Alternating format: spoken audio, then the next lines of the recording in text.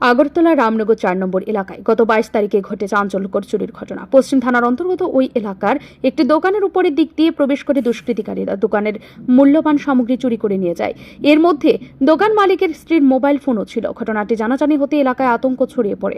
ঘটনা তদন্তে নেমে পশ্চিম থানা পুলিশ সিসিটিভি ফুটেজ খতিয়ে দেখে সেই সূত্রে ৩ চোরকে গ্রেফতার করতে সক্ষম হয় পুলিশ। ধৃতদের নাম গৌতম সরকার, প্রীতম শীল এবং রাজু বিশ্বাস। পুলিশ সূত্রে জানা যায় চোর চক্রটি নতুন এবং পরিকল্পনা অনুযায়ী রিকশা নিয়ে ঘটনাস্থলে আসে। এসডিপিও জানান চুরি হওয়া সামগ্রীর মধ্যে ১.৫ থেকে প্রায় ২ লক্ষ টাকার জিনিস উদ্ধার করা হয়েছে। তবে ৪ জনের মধ্যে একজন চোর এখনো পলাতক। খুব শীঘ্রই তাকেও গ্রেফতার করা হবে বলে পুলিশ আশ্বাস দিয়েছে। গত ২২ তারিখ রাত্রিবেলা রামনগর ৪ নম্বর স্পোর্টিং ক্লাবের পাশে একটা দোকান মাতৃভাণ্ডার, ওই দোকান থেকে মিসক্রিয়েন্টসরা চুরি করে দোকানের সমস্ত জিনিসপত্র বলতে সিগারেট প্যাকেট, ডিভিআর, একটা মোবাইল এবং আরও অন্যান্য জিনিস, বিশেষ করে যেমন ওই কপার ওয়্যার, এসি মেশিনের, এই সমস্ত কিছু চুরি করে নিয়ে যায়।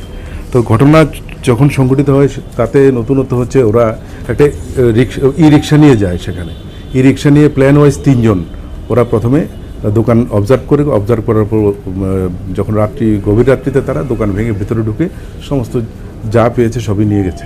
তো পরবর্তী সময়ে এই দোকানের মালিক উনি আমাদের এখানে একটি সুনির্দিষ্ট অভিযোগ করেন। সেই অভিযোগ মূলে একটি কেস রেজিস্টার হয় এবং যারা এই কেসে ইনভলভ আছে তাদের সবাইকে ধরতে সক্ষম হয় পশ্চিম থানার পুলিশ এবং বিশেষ করে ওসি রানা চ্যাটার্জির নেতৃত্বেই এই টিমটা তৈরি করা হয়েছিল এবং তাদের কাছ থেকে এই সমস্ত জিনিসগুলো আপনাদের সামনেই আছে, এগুলি রিকভারি করা সম্ভব হয়েছে। এই ঘটনায় আরও একজন বাকি আছে যাকে এখনও অ্যারেস্ট করা সম্ভব হয়নি। তো এদেরকে পুলিশ রিমান্ডে এনে জিজ্ঞাসাবাদ করে বাকি যে আসামি আরেকজন আছে ওকেও অ্যারেস্ট করা হবে। এবং ইদানিং শহরের যে চুরিগুলি হচ্ছে এই গ্যাংটা এই একটা নতুন গ্যাং, এই নতুন গ্যাংটা এইভাবে চুরিগুলি সংঘটিত করছিল। আমাদের দৃঢ় বিশ্বাস এই ধরনের চুরিগুলি এখন আমরা বন্ধ করতে পারব। এমন ঘটনা রাজ্যে নতুন নয়, প্রায় প্রতিদিনই কোথাও না কোথাও চুরির ঘটনা উঠে আসছে।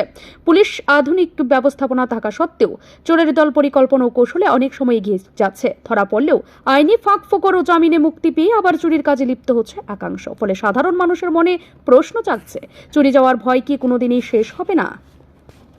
ব্যুরো রিপোর্ট, ঋদ্ধি নেটওয়ার্ক।